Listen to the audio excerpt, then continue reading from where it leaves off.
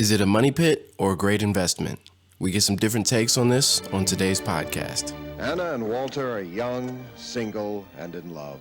They've got good jobs, a magnificent new home that they bought for a song. Who says they can't have it all? It's gonna be fun fixing it up. You'll see.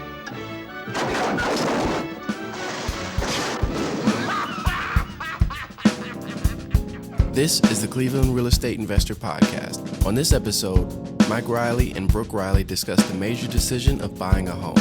How does a person make sure it's a good investment? What are all the things you should consider when buying? We discuss this and much more on today's episode.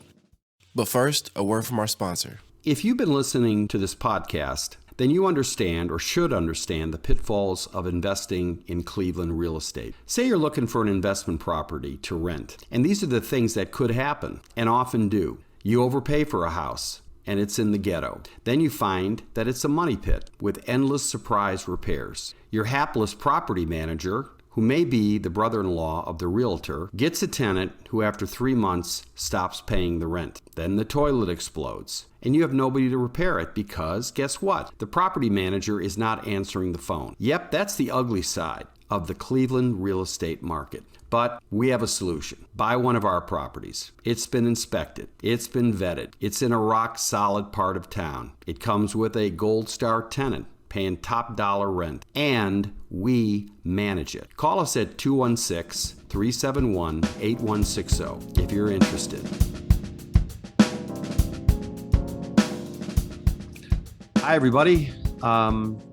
Today's podcast is going to have a number of different guests, so it'll be a little bit unusual instead of just Mike Ferrante. We're going to start off with my middle son, Brook Reilly, who is been a homeowner for about 3 years plus. And we're going to talk about should you buy a home, and when should you buy a home, how old, et cetera, and what kind of home should you get. So, Brook, I'm glad you could join us. Yeah. Hello, everyone. So give us a little bit of bio, how old, how many years you've owned a house. You've owned two, you're on your second house now. So yeah, go ahead. So I'm 32 years old. I bought my first house about I probably think I'm coming up on 4 years ago, because I remember moving in around Christmas time. So yeah, I bought my first house in Cleveland Heights from our company.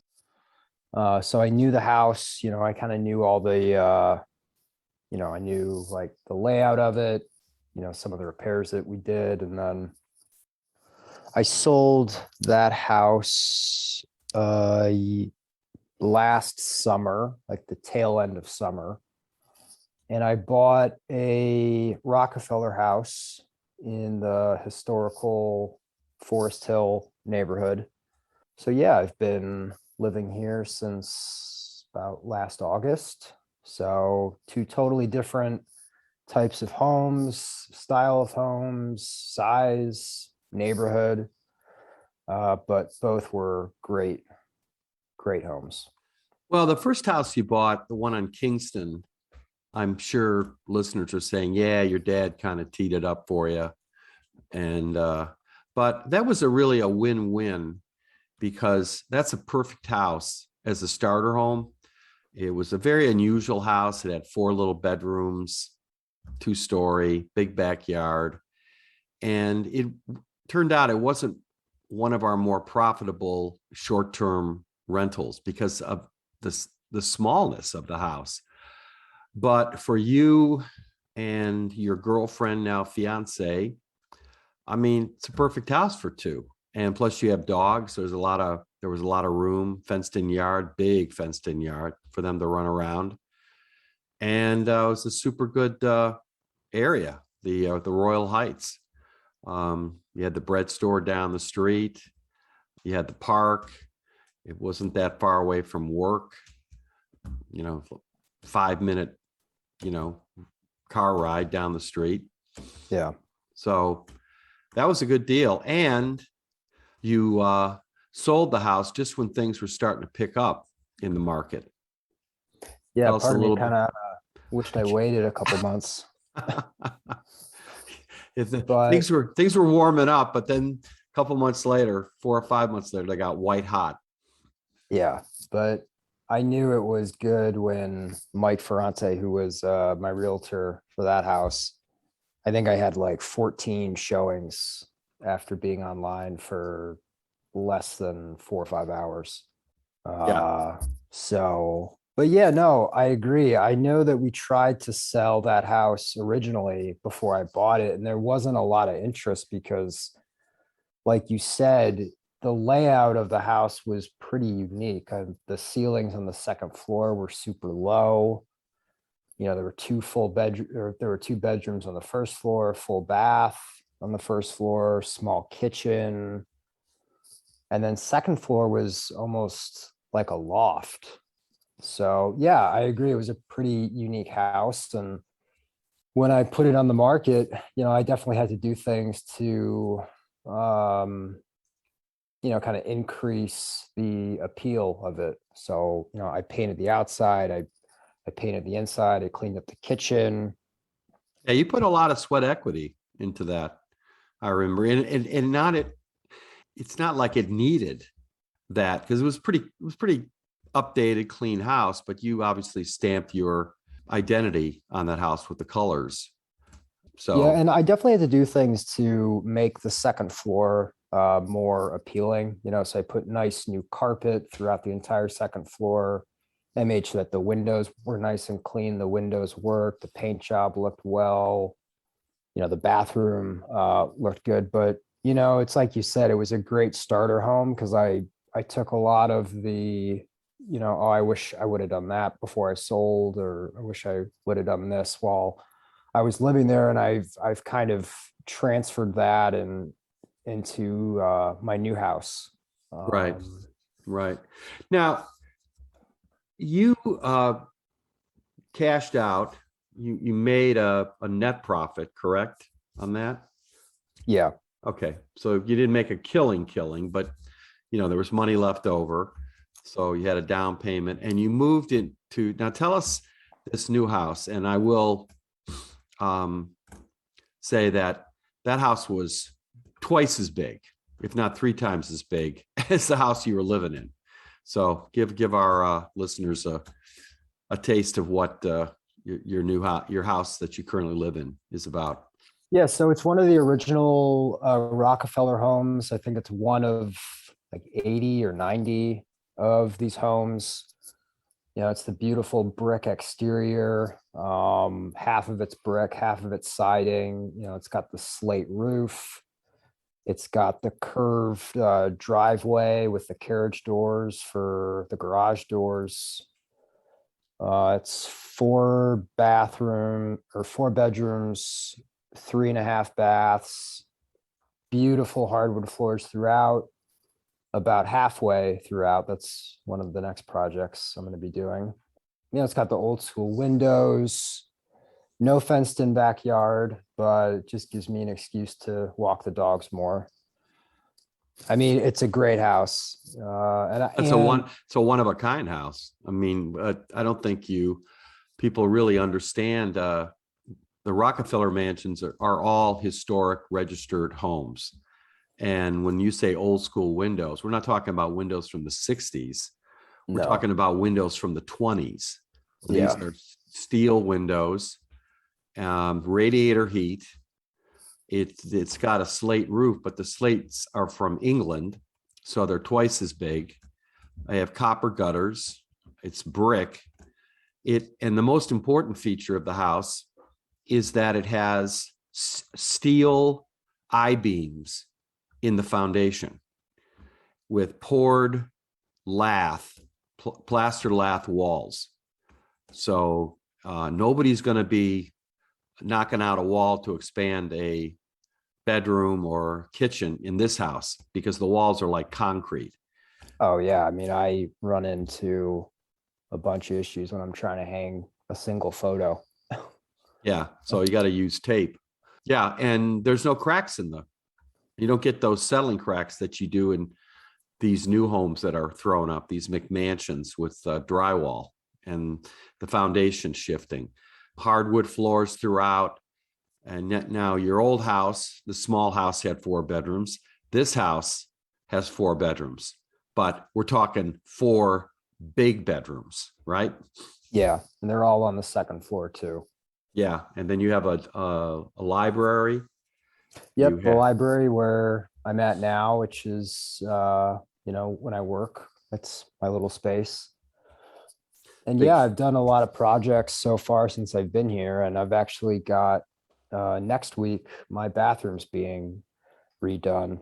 And when I say redone, I mean there's no way you can pull out these tiles from the bathroom. I mean they are like yeah, rock hard poured in the concrete, walls. right? So I'm just going right over it. And, I see this house as, I bought it because I'd always kind of wanted to live in one of these homes, but I also see it as a great opportunity as an investment. And kind of circling back to what I said at the start, I'm very mindful now of the projects that I want to do in my current house to increase, its value. Yeah, And but also to enjoy the house. And this is what I always talk about with customers on the contracting side. They say, well, if I put this in the house, am I going to get it back on the sale? I go, well, depends. Some things, yes, some things, no. You're just doing it because you enjoy living there. well, my big projects so far are, and I know for sure that this is going to increase the value and one of them we've already done, or 2 of them. We installed the central air, which in these homes is That's not very common. And I'm enjoying the hell out of it, when it was super muggy outside. And the other 3 were updating the bathrooms and the kitchen, which I did at the start last summer. So it's a double win. it's a double win. You're Well, enjoying it's a triple win too, because my fiance, she just loves this house. So. Yeah. Well, listen, I don't think listeners out there, this is not anything you're on your edge of your seats furiously taking notes. I mean, this is a story everybody's heard. But what's interesting is we're at a point now where, well, some places like California, people can't even afford to buy a house. And then, parts of Cleveland, it's become a seller's market. So do you jump in with both feet? What are the options? I mean, what is the value of owning a house now? What's your thoughts on that? And now that you're in your early 30s and saving and investing, et cetera, et cetera. Yeah, I think when I first was going through the process of buying my first house, I was pretty intimidated. But once, you walked me through it, the bank walked me through it, it wasn't that complicated. And I'm kind of jumping on my other 2 siblings that, it's a great opportunity to buy a house when you're young. Now, given the climate of the real estate market now, it's pretty hard to find a house that's reasonably priced. I don't know how long this is going to last, but I would think by, maybe next spring, things will cool down a little bit. I think if you're serious about buying a house in this economy, in this environment, you've got low interest rates. So your mortgage with the taxes and insurance is actually going to be less than if you rented, right? Yeah. Okay. Yeah, for sure. Okay. So it's less. Now the trick is, okay, what do you need to find a home that is not going to go down in price, which is what a lot of people saw 10 years ago. I mean, the nightmare story was, we have the Staunton house that's owned by a young doctor who bought it. Well, guess what? He bought that house in 2007. Okay. Ouch. At the height of the market, because he thought, well, I will, instead of renting, I'm going to med school, I will buy a house. And so I'm building up equity. So when I'm done with med school, I can sell it and there'll be some money there. Well, guess what?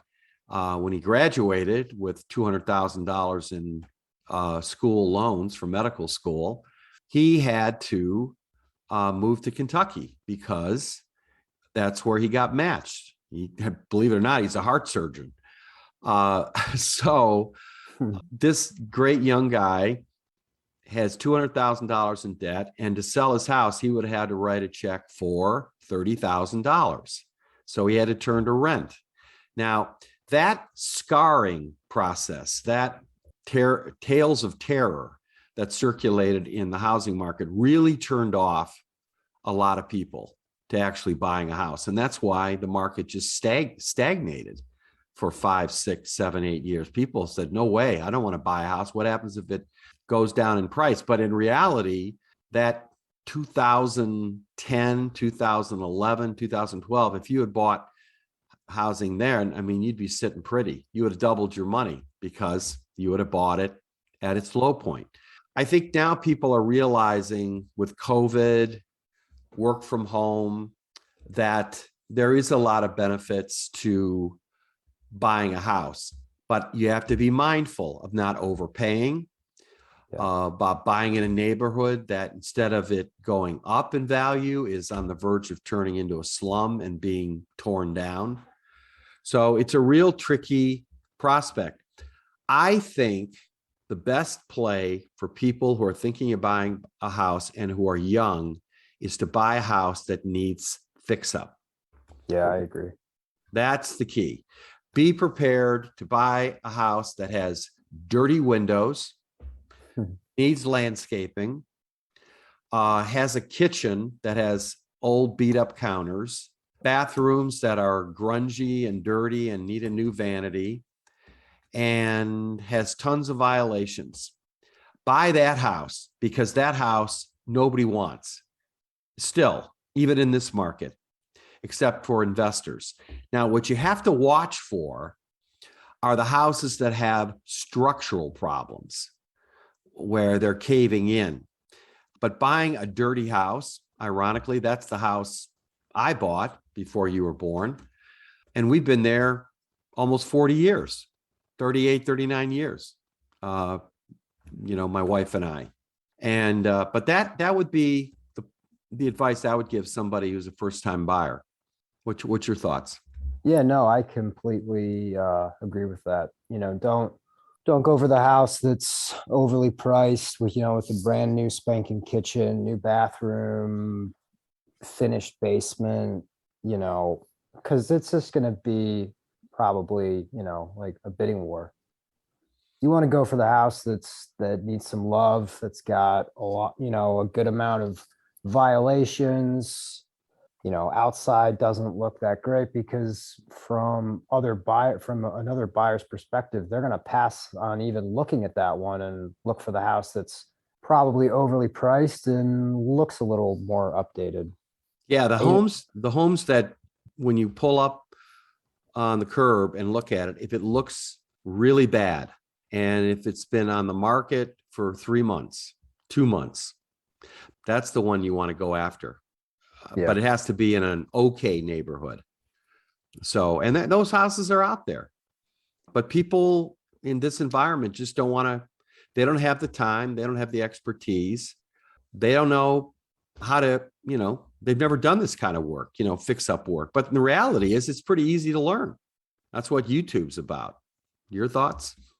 Yeah, no, I mean, I went on YouTube about a month ago to learn how to put up some tile in a bathroom, because I've got this third bathroom and I'm not going to pay someone else to do it. I've got my weekends free. If the Browns are losing, I just go upstairs and start hanging some subway tile in my third bathroom.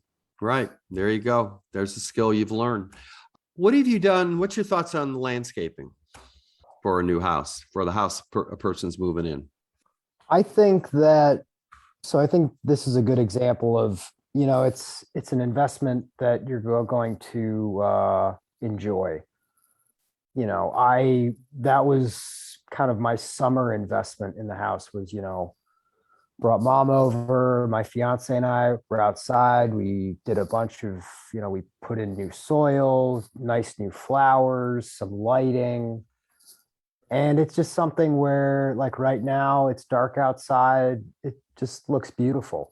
And it's, I enjoy it every time I see it when I'm outside.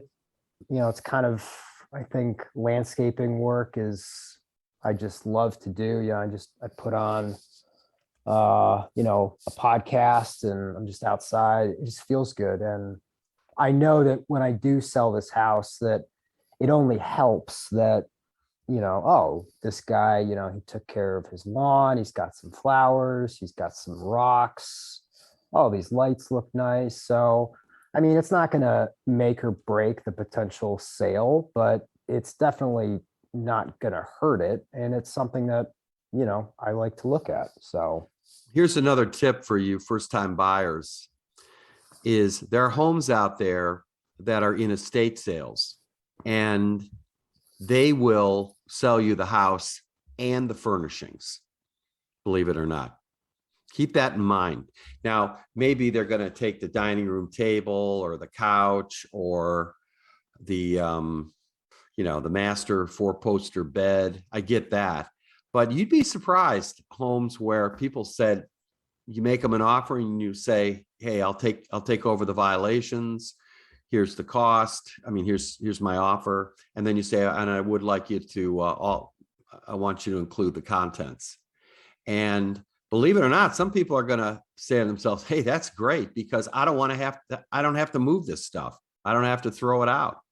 Yeah. And you'd be amazed how much value is just with dishes, glasses, utensils, pots and pans, rakes, lawnmower. I mean, it's amazing what all this gold that's in the house, even down in the basement. There may be some guys, lamps, side tables. That's the little stuff that really adds up. Yeah. So estate sales are the way to go. Now, coming up on our next break, we're going to talk to a couple other younger guys, your younger brother and his partner. And we're going to talk about, okay, are you guys ready to jump in the water here to buy a house? And my suggestion for them is to buy a duplex. Buy a duplex and Airbnb the first floor, and you go up to the second floor. So that's in our next installment. Meanwhile, Brooke, I'll let you get outside. It's 60 degrees. Walk the dog, clear your head. And, thanks for making some time for us. Yeah, sounds good.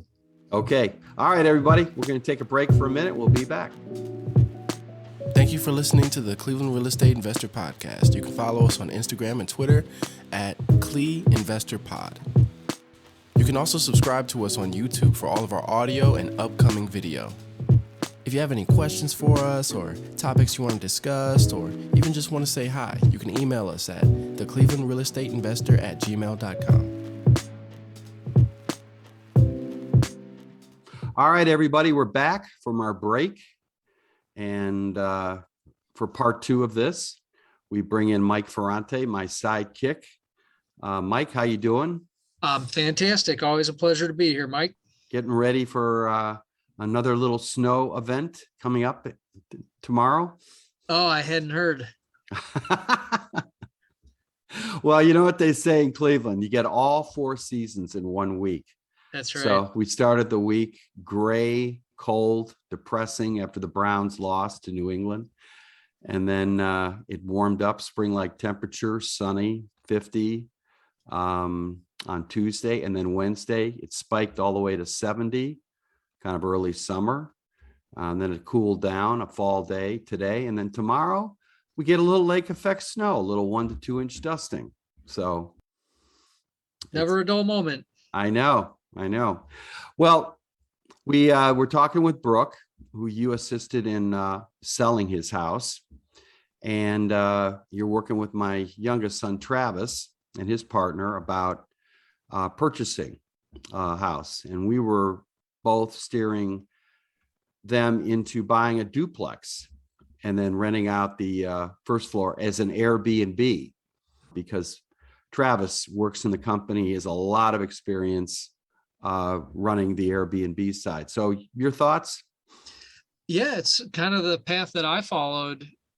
Owning a duplex, you're building equity, you're minimizing your monthly expense, or maybe even making a profit. That's kind of the idea, is if you can rent the other unit and make a profit, now you're living for free and putting a few bucks in your pocket every month. So I love that strategy, especially for the beginning investor who wants to be an owner occupant in their first property.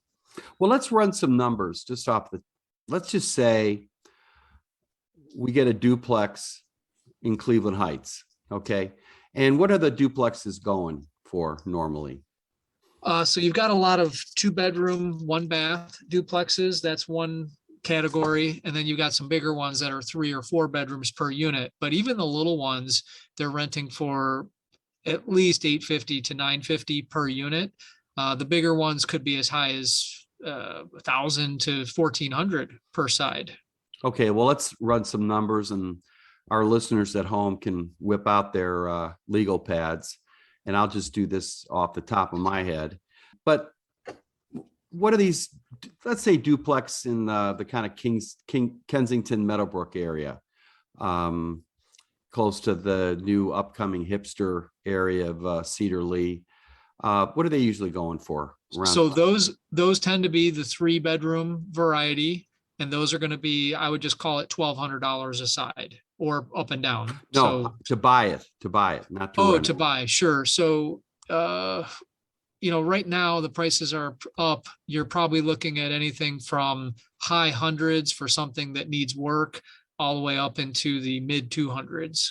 Okay, so let's do high hundreds, like what, 160, 170? I'd probably, in that area, I'd go 180. Okay, so 180, and let's say you got 50 you got to put in. So we're up to 230, right? Let's say 50,000. You got to, because God knows these old battleship duplexes, every time you sneeze, you got to repair something. So you got to be clear-eyed going in. I know our client in San Diego, Jerry N. period. He bought this house on Kensington a year ago, and every time you turn around, there's something wrong with it. And he had an inspector, but he had an inspector come in, and somehow the inspector missed the fact that the second floor big porch was caving in. How did he miss that one? So he's probably sunk 50, 60,000 in on a house that was already in pretty good shape. So, but let's just say you're at 230 and you've got everything fixed up, painted, carpet, the works. And a lot of these homes come with 3rd floors, right? Right. Okay. All right. So let's say it's 230. What it would be the monthly payments on that? Can you run your mortgage calculator?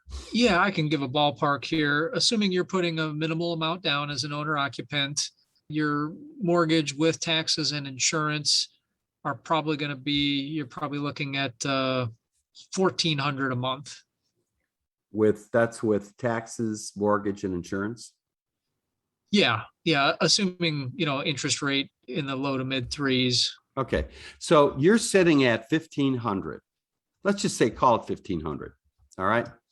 Now, Travis is currently paying 1,100 for a 2-bedroom, and it's in a nice street. I mean, it's on Grandview in that real hipster Fairmont Cedar area, but it's a 2-bedroom, and the place is kind of a dump, but it's kind of a nice dump, but the landlord's kind of out the lunch, and he's had to do some work and then just take it out of his rent. So he's already paying 1,100. Now, a furnished 2-bedroom Airbnb in a good area is going to get at least $2,000 a month, at least, if not $2,500 a month. And so at 2,000, let's just say conservatively 2,000 a month, because he's going to have some times when it's vacant, but he could be billing that out at 150 a night, and somebody could rent it for 10 nights, and that's 1,500. And if he gets 2 bookings for 10 nights, he's got 3,000. So I'm just going to be conservative and say 2,000. He's already paying 1,000. So right now, if he paid himself, it'd be 3,000. He's already paid 1,000 in Belfield. So he pays himself 1,000 and he's getting 2,000 coming in. So 3,000 less that 1,500. He's in a plus 1,500, right? Yep. Yeah, makes sense. And that's a 2-bedroom. You know, a lot of these duplexes are 3-bedroom units also. Right. Exactly. That was not the Gong Show, folks. That was my mail coming in. So I just took that off. Yeah. So my point is that he's got a viable business. He's going to have the ability to depreciate, write stuff off, and he's building up an asset. And he's the king of his own castle. He's not even renting out the 3rd floor. And he could use the 3rd floor. So now he and his partner, they basically have the 2nd and the 3rd floor. And our earlier podcast to talk about make sure you're on the 2nd floor, not on the 1st floor. Right. Right? Yeah. Yeah. You don't want to feel like the people upstairs, kids or pets, are about to come through the ceiling. Right. Exactly. So that's a number game. That's why this can make it appealing. If your first property is something where it's also a rental income and you know what you're doing, which he does. For those at home, there's a lot of things you need to know: how to market it, how to website your Airbnb, how to collect the money, whole 9 yards. So it's not like we're just printing money here once the house is bought. All right. Comments so to date, Mike. Yeah. So, I mean, the summary is owner occupant, first property, multifamily, live for free and make a small profit. Exactly.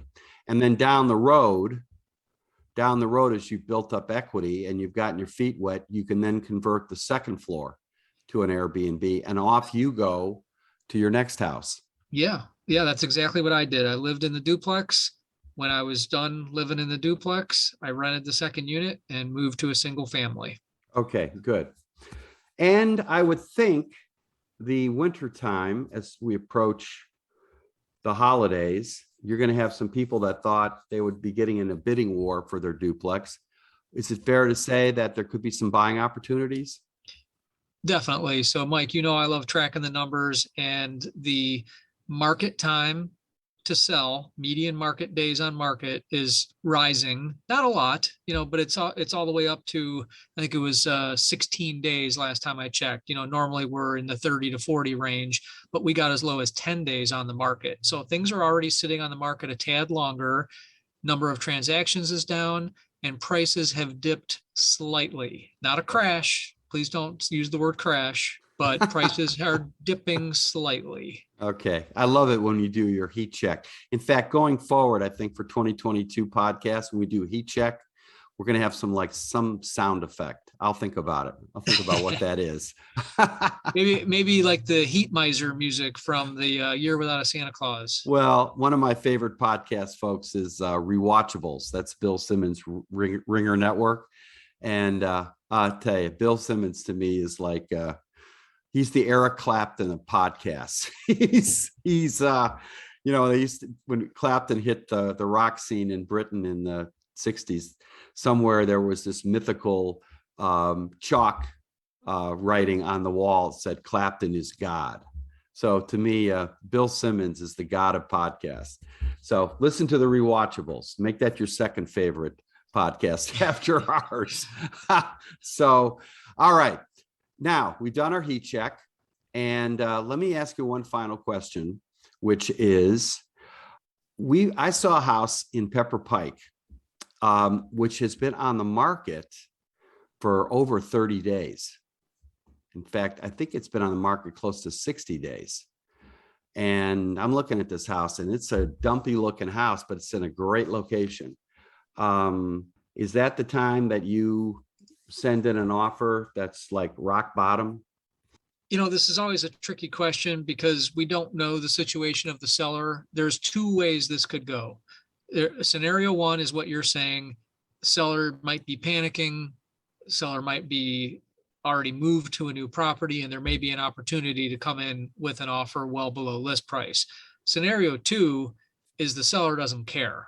They're telling their agent, I don't care if this house takes a year to sell. I'm waiting for my number.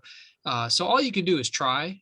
Right. And certainly after 30 days, that's when I would start fishing. Yeah. Okay. All right. Okay. Well, after this podcast, you and I got to talk. So, all right. Final thoughts, Mike. This is our abbreviated version. We've done heat check. We've got, you can talk about your new young clients. Here's a great question to end on. What are some of the mistakes first-time home buyers make, especially the young first-time home buyers, late 20s? I think number one is taking advice from the wrong people. And what I mean by that, I'll give you an example. They go to their lender, they get their pre-approval letter, and based on their income, they're qualified for $350,000. So they immediately think, oh, well, that means I can spend up to $350,000 and I'm cool. I think that you really have to look at your comfort level with that payment, not just what the bank is going to qualify you for. And then if you're thinking like an investor, not just a homeowner, really run your numbers, get someone in your corner who isn't just the lender telling you, hey, I put your information in my computer software and here's the number it spit out, go shopping. Get some trusted advisor or advisors who are there to tell you this is the right or better way to spend that money. And here's how you evaluate what you're purchasing. Right. Let me throw one more thing out. And I'm sure after I throw it out, another thing will pop into my head, which is mom and dad or the in-laws or whatever, they keep preaching about good schools, good schools, good schools. If you're going to buy a house, chances are that's just going to be your starter home. And within 5 years or 6 years, you're going to be moving. Okay. So let's say you don't have any kids, but you want to have kids, just got married, mid-late 20s. Take the school thing out of the equation because, it's meaningless.